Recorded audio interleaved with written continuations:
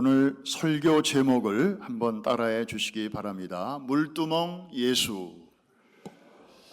성막을 공부하면서 성막 하나하나가 못 하나 또 끈 하나 또 모든 것이 예수님을 가리키고 있기 때문에 뒤에다가 예수자를 붙이고 있습니다. 한 번 더 따라해 주실까요? 복습하시는 마음으로 성막 예수, 성막문 예수, 번제단 예수.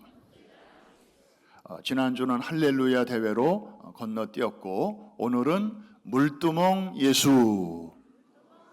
네, 뭐라고요? 물두멍입니다. 물두멍. 금년 초에 출애굽기 강해를 시작을 했습니다. 그때 했던 말이 있습니다. 출애굽기를 알면 하나님의 동선이 보인다. 기억하시나요? 다 같이 한번 해보십시다. 시작. 출애굽기를 알면 하나님의 동선이 보인다. 그래서 하나님께서 친히 말씀하시기를 내가 애굽에 있는 내 백성의 고통을 분명히 보고 그들의 감독자로 말미암아 부르짖음을 듣고 그 근심을 알고. 이게 처음 나오는 세 가지의 하나님의 그 동작이죠. 한번 따라해 주십시오. 보고, 듣고, 알고. 오늘 이 시간에 하나님 앞에 나오신 여러분들의 삶을 하나님은 보고 계시고 듣고 계시고 알고 계신 줄로 믿으시면 큰 소리로 아멘 하십시다. 그래요. 저도 잘 모르는 부분 하나님이 다 알고 계셔요. 보고 계셔요. 이 한 가지만 가지고도 우리에게 얼마나 위로가 되는지 모릅니다. 그런데 그것만 해도 감사한데 그 다음에 나오는 네 가지의 하나님의 동선을 보면 더 은혜로워요. 내가 내려가서 그들을 애굽인의 손에서 건져내고 그 땅에서 그들을 그 땅에서 인도하여 그 다음에 마지막으로 뭐죠? 젖과 꿀이 흐르는 땅, 곧 가나안 족속, 브리스 족속, 히위 족속, 아모리 족속, 헷 족속, 그 여부수 족속의 지방에 데리고 가려 하노라.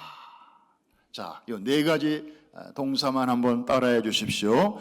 내려가서 건져내고 인도하여 데려가려 하노라. 하나님께서 내려오셔서 구원의 역사를 시작하시고 진행하시고 마침내 완성하신다는 말씀입니다. 이 완벽한 하나님의 동선 안에 우리가 들어가 있는 줄로 믿으시면 아멘 하십시다. 여러분들이 오늘 이 자리에 앉아 계신 것도 by accident로 우연히 어찌어찌 하다가 있는 분은 한 분도 없습니다. 하나님의 이 움직임 안에서 하나님의 섭리의 틀 안에서 오늘도 우리가 이 자리에 와 있고 살며 숨쉬며 기동하며 존재하는 줄로 믿습니다. 그래서 오늘도 여러분들에게 주실 은혜가 있어서 우리 모두를 이렇게 첫 주간에 남들은 말이죠 9월 1일 아이고 이거 모처럼 연휴라고 해가지고 가족들하고 벌써 몇 달 전부터 티켓 끊고 호텔 예약하고 그리고 뭐 여기저기 맛집 찾아다니면서 아무 그런 시간도 필요하죠. 그러나 가급적이면 주일은 피하고 그렇게 여러분들처럼 그렇게 하면 얼마나 좋아요.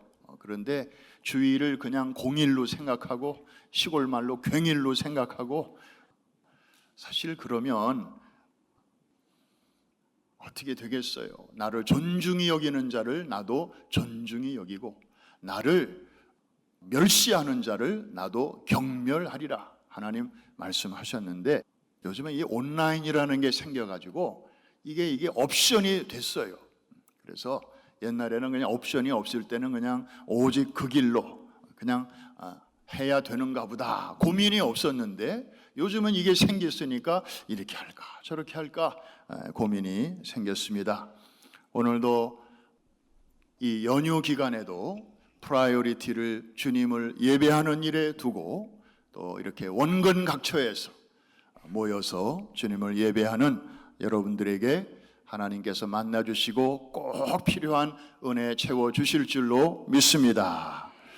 자, 성막은 하나하나가 다 예수님의 그림자인데 우리 성막의 그 물두멍 어디쯤 있는지 한번 찾아보시기 바랍니다. 우리 그림을 한번 보겠습니다. 네, 광야의 성막, 울타리가 보이고 거기에 문이 보이죠. 자, 저 문은 어느 쪽으로 나 있다고요? 동쪽입니다. 저쪽이 동쪽입니다. 그럼 반대편이 서쪽이 되겠고, 그 다음에 이쪽이 오른쪽이 북쪽이 되겠고, 왼쪽이 남쪽이 되겠죠. 저 동쪽은 왜 하나님이 문을 동쪽으로 나게 하셨다고요? 동쪽은 무슨 방향? 죄인들이 모여 사는 방향이에요. 카인도 범죄한 후 동쪽으로 도망갔고, 바벨탑을 쌓은 사람들도 동쪽으로 가다가 바벨탑을 쌓았거든요. 이상해요. 이 동쪽이에요. 그런데 하나님께서는 하필이면 그쪽을 향하여 저렇게 구원의 문을 활짝, 얼마나 문이 사이즈가 넓은지 몰라요. 여러분의 집은 저기에 한 4분의 1 정도밖에 안 될 거예요, 문 사이즈가. 그런데 하나님은 저렇게 문을 넓게 만들어 놓으셔서 누구나 오라. 죄 있는 자들아 이리로 오라. 주 예수 앞에 오라. 오늘도 우리를 부르고 계시고 우리는 그 부르심에 응답하여 또 이 복된 자리에 와 있는 줄로 믿습니다. 방금 제가 부른 이 찬양을 특별히 한국에서 어떤 분들이 좋아하시는가 봤더니 전라도 이리에 사시는 분들이 되게 좋아해요. 이리로 오라 그러니까. 그런데 몇 년 전에 뉴스를 들으니 그 도시 이름이 바뀌었더라고요. 그죠? 요새는 이리라는 그 이름을 못 들어요. 뭐로 바뀌었어요. 하여튼. 자, 동쪽으로 난 문이 있고 저 문을 통하여 딱 들어가자마자 처음으로 만나게 되는 불이 활활 타오르는 장소가 있으니 저기가 무엇이에요? 번제단입니다. 번제단. 불의 장소예요. 제물을 태워서 예배드리는 장소인데 우리의 죄 문제를 근본적으로 해결해 주시는 장소예요. 우리가 해결할 수 없는 문제를 하나님께서는 짐승을 통해서 나의 죄와 아무 상관이 없는 그 애매한 짐승의 희생을 통해서 우리가 받아야 할 그 퍼니시먼트를 짐승이 대신 받게 하시고 우리는 받을 자격이 없는 하나님의 그 자비와 긍휼을 우리가 거저 얻게 하시는 그런 은혜의 장소가 바로 이 번제단이죠. 저기는 바로 갈보리의 그림자예요. 십자가에 달리셔서 우리를 죄로부터 그리고 죽음으로부터 해방시켜 주시는 예수님의 그 사역 그리고 그 성품, 털 깎는 자 앞에서 잠잠히 입을 열지 않으셨던 그 고난의 주님을 우리에게 미리 보여주시는 그런 장소죠. 그리고 번제단을 지나 조금 몇 걸음 옮기면 뭐가 보이는데 그게 바로 물두멍이라고 하는 것입니다. 저 물두멍은 그러니까 번제단과 성소, 그 텐트, 성소 사이에 있는 노스로 만든 대야라고, 커다란 대야라고 생각하시면 되겠습니다. 여러분들 거기 물두멍 보이시면 아멘. 거기 흰 옷 입은 2명의 제사장들이 보이시면 아멘. 2명이 지금 팔을 걷고 손을 씻고 있는 모습이 보이시면 거짓말하지 말고 아멘. 네, 그렇죠. 예, 손을 이렇게 씻고 있네요. 네. 그리고 신발을 보면 보통 신발을 잘 신지 않아요. 저기부터는 거룩한 곳에 가까이 갈수록 내 신을 벗으라. 호렙산 시내산에서 하나님이 그렇게 말씀하셨기 때문에 보통은 이제 맨발로 들어갑니다. 근데 들어가기 전에 손도 씻고 발도 씻는 그런 장소가 바로 물두멍이죠. 자, 저렇게 생겼고 저 위치에 있는 곳이 물두멍인데 노수로 만들었고 그리고 거기에 물을 잔뜩 부었다. 그래서 제사장들이 저기부터는 이제 제사장들만 움직이는 곳이니까 일반인들은 아니고 제사장들이 저렇게 손도 씻고 발도 씻고 그 다음에 텐트 안으로 들어가는 곳이었다. 여러분들이 그 정도 아시면 되겠습니다. 한 가지 질문이 생깁니다. 아니, 번제단에서 제물을 통해서 지금까지의 우리의 모든 죄악이 처리되었으면 됐지, 왜 물두멍에서 굳이 또 손과 발을 씻어야 하는가?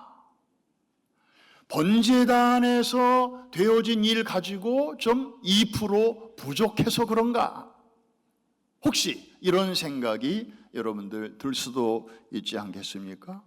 결론부터 말씀드립니다. 절대 그런 거 아니에요. 번제단에서 일어난 일만큼 완벽한 일이 없어요. 하나님께서 우리의 정말 태어날 때부터, 아니 어머니 뱃속에 있을 때부터 우리의 몸 안에서 흐르는 피 속에 있는 모든 죄까지, 그리고 태어나서 어렸을 때는 아무런 범죄 행위를 할 수 없었지만 커가면서 나도 모르게 누가 가르쳐주지 않아도 저절로 해오게 되었던 시기하고 거짓말하고 질투하고 뭐 여기 가서 이 말하고 저기 가서 딴 말하고 또 나쁜 생각하고 음란하고 별의별 모든 죄악들, 우리가 번제단을 통과하면서 하나님이 동에서서가 먼 것 같이 완벽하게 처리해 주셨는데 거기가 바로 번제단이에요. 할렐루야. 그러면 됐지, 뭐 물두멍에서 뭘 또 씻으라는 말인가? 자, 잘 보십시오. 번제단을 딱 지나서 물두멍까지 여러분 걸음으로 한 서너 걸음이면 도달할 거리죠. 그런데 그 바닥을 보십시오. 바닥이 뭐예요 지금? 콘크리트예요? 아스팔트예요? 카페트예요? 모래예요? 모래입니다. 저기가 어디예요? 광야입니다. 한 걸음만 옮겨도 먼지가 풀풀 납니다. 여러분의 발 위에 먼지가 쌓이고 그게 땀을 만나게 되면 또 때가 됩니다. 한 걸음만 움직여도 뭐가 묻는 거예요. 여러분, 이게 세상살이요, 이게 광야살입니다. 여러분, 우리가 세상에 나가서 한 걸음만 옮겨도 우리에게는 세상의 영향력이 들어옵니다. 여러분들이 향수 가게에 들어가서 뭐 마음에 드는 향수를 고르다가 결국 못 사고 그냥 나올 때 있잖아요. 이거 살까 저거 살까 그러다가 좋은 거는 너무 비싸고 해서 그냥 이렇게 걸어 나오면 이상하게 여러분의 몸에서 무슨 냄새가 날까요? 향수 냄새가 나요. 물건을 안 샀는데도. 이게 세상살이거든요. 여러분이 뭐 세상적으로 깊이 빠져서 무슨 큰 범죄를 저지른 건 아니에요. 그러나 살다 보면 한 시간을 살건 하루를 살건 세상에 그 때가, 먼지가 묻는 거죠. 마치 해수욕하고 이제 모래사장으로 딱 나오면 물속에 있을 때는 모래가 내 몸에 묻지 않았는데 물 바깥으로 나와서 한 걸음만 이렇게 옮겨도 물에 막 모래가 쌓여가지고 그냥 그거 털어내느라고. 이게 바로 우리의 삶인 것이죠. 비록 번제단에서 근본적인 죄의 문제, 죽음의 문제가 해결을 받았다 할지라도 그 후에 우리가 바로 천국 가면 no problem. 그런데 하나님께서는 우리를 여전히 이 땅에 남겨두시잖아요. 일하다 오라고. 그러면 움직일 때마다, 숨 쉴 때마다, 또 뭔가를 볼 때마다 눈으로 범죄하고 생각으로 범죄하고 손으로 범죄하고 가지 말아야 할 곳에 우리의 발이 또 서성대기도 하고 이런 일들이 얼마나 많이 있습니까?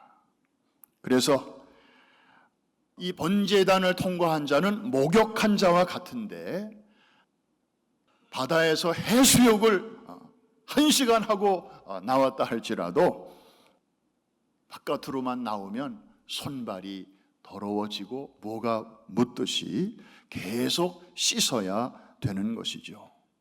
그래서 한 번도 하나님께로부터 용서받지 못한 죄인에게 필요한 것이 번제단이라면 이미 전에 용서받은 적이 있는 그런 죄인에게 필요한 것이 바로 물두멍이다 하는 것입니다.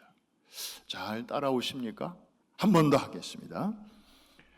한 번도 하나님의 용서를 경험하지 못한 죄인들에게 필요한 것은 번제단이고 그 용서를 체험을 한 용서 받아본 적이 있는 죄인에게 필요한 것은 물두멍입니다. 이것도 필요하고 저것도 필요한 것입니다. 번제단은 인생에 한 번이면 충분합니다. 그러나 물두멍은 수없이 필요합니다. 움직일 때마다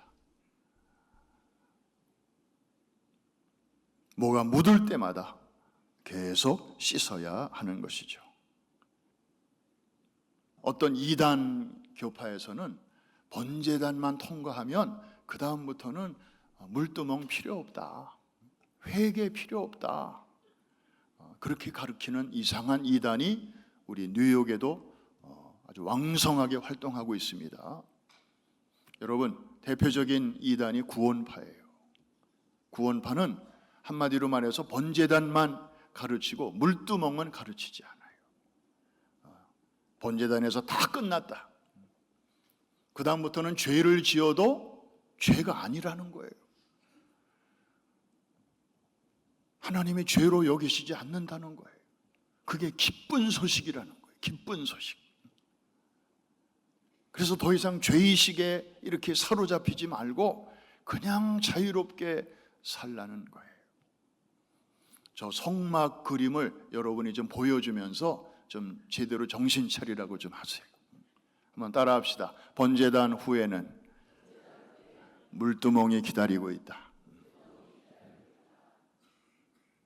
저거 한마디로 그냥 끝나는 거예요. 이해가 되시면 아멘. 자, 또 하나 우리가 생각할 것이 있습니다. 저 물두멍은 두 가지 기능이 한꺼번에 있는데 씻는 기능이 있잖아요. 물이 있으니까. 그런데 보여주는 기능이 있어요. 다시 말하면 거울의 기능이 있다는 것입니다. 거울의 기능은 저 놋이에요. 놋. 옛날 구약 시대에 여인들은 그때도 거울이 있었어요. 여인들은 참 거울이 없으면 오죽하면 우리 어렸을 적에 읽은 어린이 동화책 중에 거울아 거울아 이거 있잖아요. 어느 나라나 이 여인들은 그저 아름다워지고 싶은 그런 욕망이 다 있어가지고 거울 없이는 못 살죠. 저 시대에는 놋이라고 하는 이 금속이 거울 역할을 했어요. 그래서 광야로 나온 백성들이 저 놋을 어디서 구했을까? 성경을 찾아봤더니 이 회막에서 성막에서 시중드는 여인들이 있었는데 그들이 개인적으로 쓰는 거울로 쓰는 놋을 모아가지고 저렇게 물두멍을 만든 것입니다.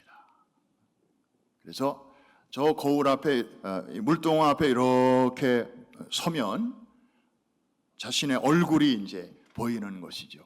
아이고, 아까 저 번제단에서 일하다가 시커먼 검불이 내 이 머리에 이렇게 묻어 있었구나 하는 거를 거울을 보고 아는 거죠. 그러면 물로 이제 그것을 씻어내는 것입니다. 보여주고 씻고, 보여주고 씻고, 이게 바로 물두멍입니다. 그러면 저 물두멍은 21세기를 살아가는 우리에게는 무엇을 의미할까요? 바로 내 삶을 이렇게 환히 보여주는 거울과 같은 역할을 하는 게 우리에게는 과연 뭘까요? 바로 하나님의 말씀입니다. 이 하나님의 말씀입니다. 신구약 성경은 우리에게 거울입니다. 여러분들이 이 거울 앞에 자주 설 때마다 여러분의 모습이 거기서 보여요. 그런데 이 하나님의 말씀을 멀리 하는 사람은 영적으로 말하면 거울도 안 보는 여자예요. 거울도 안 보는 남자예요. 오늘 아침에 교회 나오실 때 거울 안 보고 나오신 분 안 계실 것입니다. 우리 베드로전서 3장 3절과 4절 하나님의 말씀 같이 한번 귀를 기울이면서 읽겠습니다. 시작. 너희의 단장은 머리를 꾸미고 금을 차고 아름다운 옷을 입는 외모로 하지 말고 오직 마음에 숨은 사람을 온유하고 안정한 심령에 썩지 아니할 것으로 하라.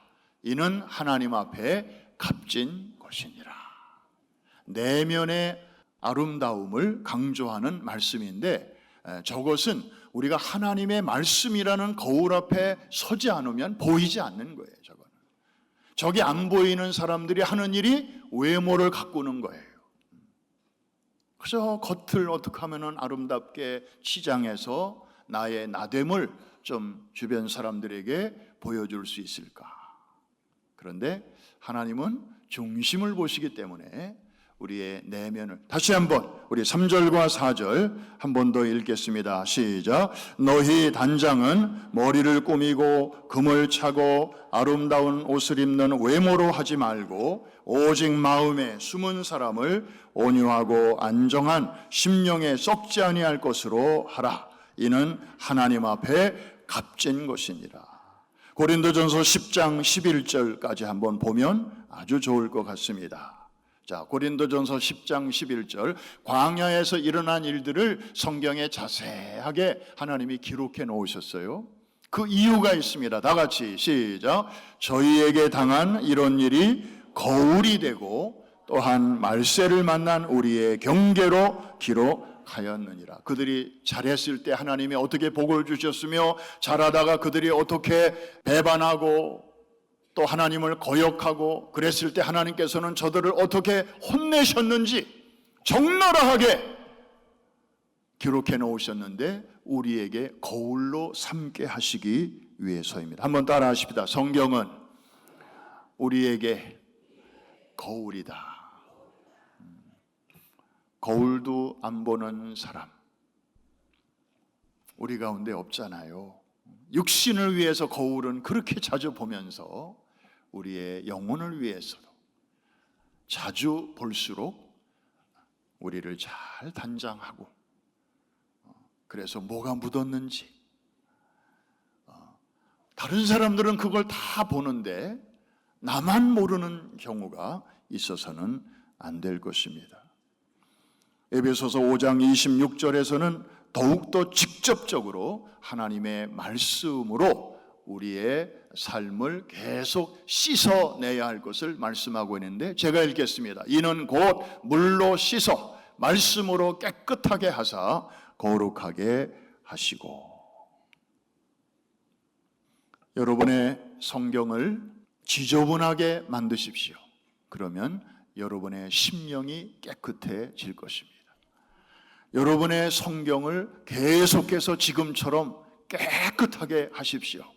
그러면 여러분들의 심령은 점점점 더러워질 것입니다. Clean Bible, dirty mind. Dirty Bible, clean mind. 요즘은 다 디지털 성경들을 많이 보시니까 그 말이 좀 잘 실감이 안 나지만 여러분의 성경을 지저분하게 만드시기를 주님의 이름으로 축복합니다. 밑줄도 긋고 색깔도 칠하고 은혜 받은 규절이 있으면 거기다가 간단하게 적어 놓기도 하고 여러분의 손때, 눈물, 콧물, 때로는 침까지 여러분의 책을 그렇게 지저분하게 하면 할수록 여러분들의 심령은 더욱더 성결하게 될 것입니다. 한 가지 더 생각할 것이 있습니다. 여러분, 본제단, 문, 또 이 울타리 다 사이즈가 있어요. 하나님께서 사이즈까지 정해 주셨어요. 그런데 이 물두멍은 이 사이즈가 있을까요? 없을까요? 제 질문 속에 답이 있습니다. 다른 거는 사이즈를 다 말씀하셨는데 저 물두멍은 사이즈를 말씀하셨나요? 안 하셨나요? 어떻게 하셔요? 눈치로. 네, 그렇습니다. 혹시 성경을 읽으시다가 저 물두멍에 대한 그 요만큼의 사이즈라도 어디에 언급된 것이 있다면 저에게 알려주십시오.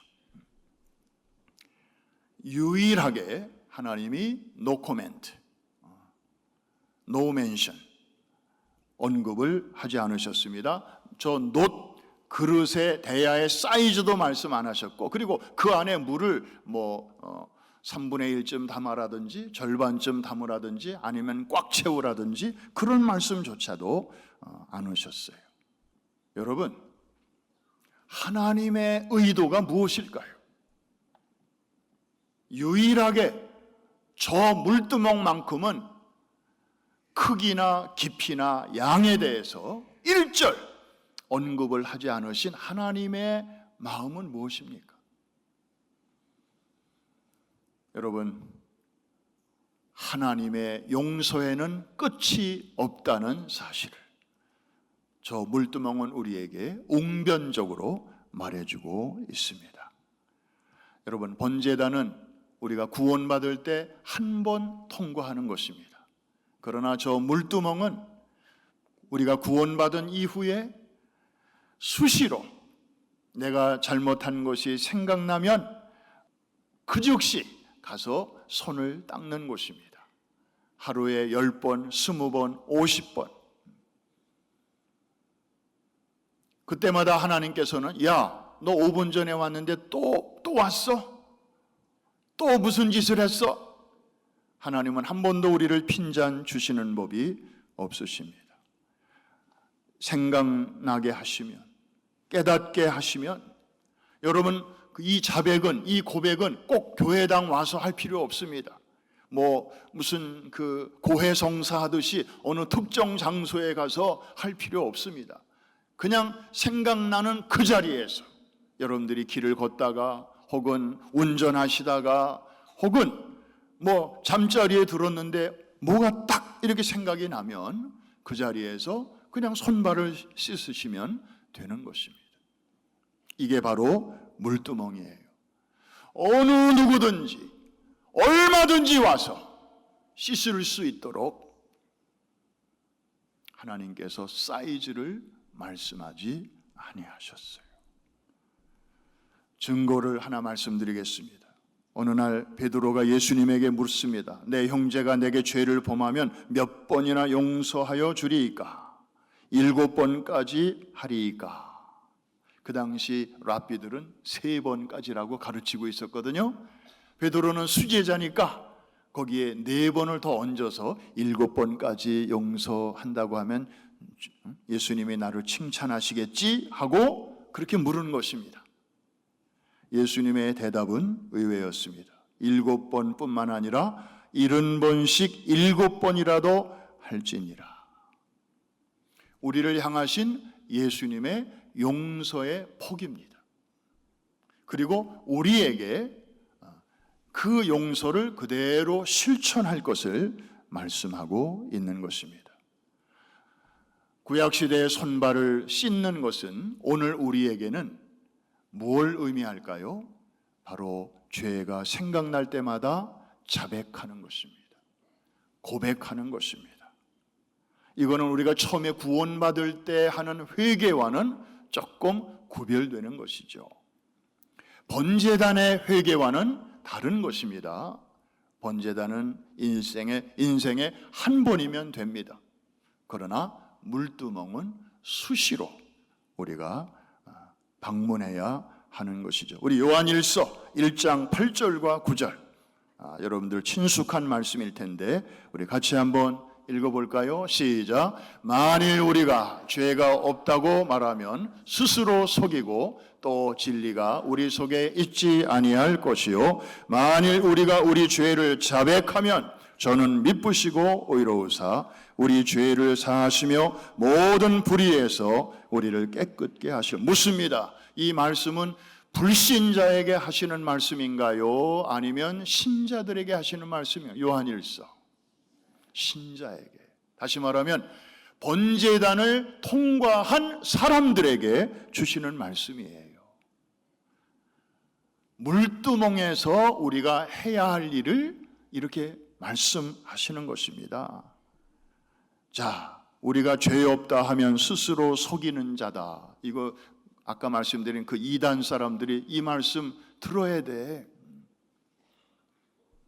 성경에 여기저기서 번제단도 말하고 물두멍도 말하고 있는데 이거는 필요하고 저거는 필요 없다고 얘기하면 그건 큰일 나는 거죠. 자, 우리 요한일서 1장 8절과 9절 너무 중요한 말씀이니까 한 번 더 큰 소리를 읽겠습니다. 시작. 만일 우리가 죄 없다 하면 스스로 속이고 또 진리가 우리 속에 있지 아니할 것이요, 만일 우리가 우리 죄를 자백하면 저는 미쁘시고 의로우사 우리 죄를 사하시며 모든 불의에서 우리를 깨끗게 하실 것이요. 믿으시면 아멘 하십시다.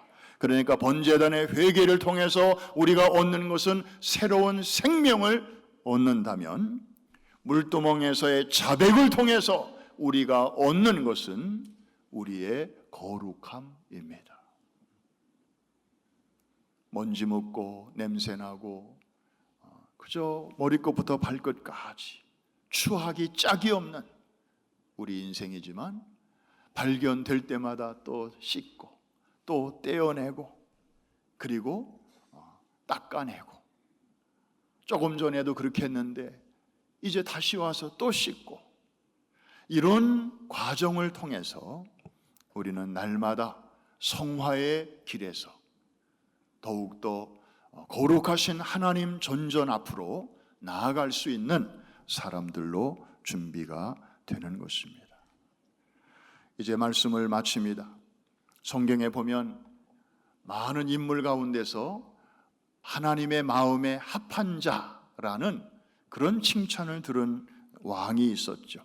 바로 다윗입니다. 그런데 다윗도 살다 보니 정말 크나큰 죄악을 범한 일이 있었습니다. 그때 하나님은 이 다윗을 그냥 용인하지 아니하셨습니다. 나단 선지자를 통하여 크게 꾸짖으셨습니다. 그런데 다윗이 참 훌륭한 점은 자기가 모든 것을 가진 왕이면서도 선지자를 통한 하나님의 그 질책에 그대로 무릎을 꿇고 하나님 앞에 엎드려 고백하게 되는데, 회개하게 되는데, 자백하게 되는데, 그것이 바로 시편 51편이죠.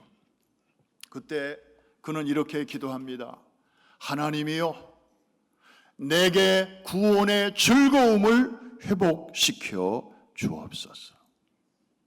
구원을 회복시켜 달라고 기도하지 않았습니다. 구원의 즐거움을 회복시켜 달라고 기도합니다.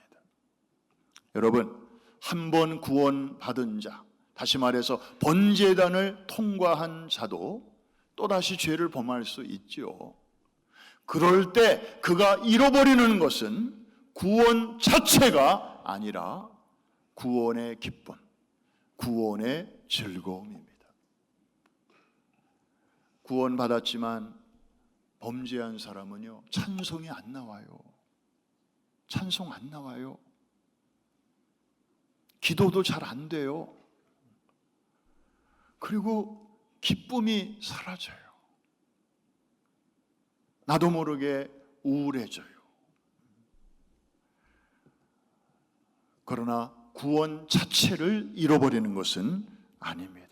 여러분, 우리의 구원이 시시한 기초 위에서 이루어진 게 아니잖아요. 예수 그리스도의 그 삶과 죽으심과 고난과 그걸 통해서 사탄의 그 사슬을 끊어버리시고 우리를 영원한 하나님의 자녀로 삼아 주셨는데, 그 이후에 한 번 넘어졌다고 해서 그 구원이 상실되는 것이라면 예수님의 갈보리와 그 부활의 그 파워가 겨우 그 정도밖에 안 되는 것인가? 심각한 문제가 생기지요. 오늘 이 다윗의 이 노래에서도 우리가 알 수 있듯이 구원의 즐거움과 기쁨이 사라지는 것이지 그것 자체가 무효화되는 것은 아니다. 이해가 되시면 아멘 하십시다. 이거 혼동하면 여러분들 신앙생활에 업앤다운이 무진장 심하게 될 것입니다. 뭐 좀 할렐루야 은혜 받을 때는 뭐 좋다가도 뭐 좀 이렇게 또 무드가 좀 다운되고 뭐가 좀 일이 잘 안 되고 그러면 혹시 내가 구원 받은 거 맞나? 하나님 나 잊어버리신 거 아니야? 버리신 거 아니야? 별 섭섭한 생각이 다 찾아오게 되는데 아니에요. 다윗은 그거를 정확하게 알았어요. 엄청난 죄악을 범했지만 그의 기도는 분별이 있었어요. 한번 따라합시다. 구원의 기쁨을 회복시켜 주옵소서. 하나님의 마음은 우리에게 구원을 허락하시는 것으로 끝나는 것이 아니라 그 이후에 구원의 즐거움, 구원의 기쁨을 항상 누리며 이 광야길을 지나가게 하시려는 것입니다. 그래서 번제단만 두신 게 아니라 그 너머에 물두멍까지 예비하신 것입니다. 여러분, 너무 번제단에서만 놀지 마십시오. 나 옛날에 구원 받았어. 그것만 계속 울고 먹으면서 초보적인 신앙에 머물지 말라는 것입니다. 번제단을 통과했으면 바로 물두멍까지 나아가시기를 바랍니다. 물두멍을 자주 이용하시기를 바랍니다. 그럴 때 하나님께서는 여러분들을 계속해서 성결하게 하시고 정결하게 하시고 온전하게 하시고 내가 거룩하니 너희도 거룩하라. 우리를 하나님의 그 성결한 세계로 우리를 가까이 우리를 받아주시고 안아주시며 우리가 성결해질 때 하나님은 당신의 전능하신 능력을 여러분 통해서 릴리스 마음껏 이렇게 발산하시고 그리고 그 능력을 베풀어 주실 것이기 때문에 여러분의 성결은 굉장히 중요합니다. 한번 따라 합시다. 막 살지 말자. 한 번 더 막 살지 말자. 한 번 더 내가 거룩하니 너희도 거룩하라. 이거는 그냥 우리가 막연히 따라야 할 율법적인 명령으로 생각하시지 마시고 내가 거룩한 만큼 하나님의 능력이 내 안에 흐른다. 할렐루야. 그래야 능력 있는 삶을 이 광야와 같은 세상에서 살아가게 될 줄로 믿습니다.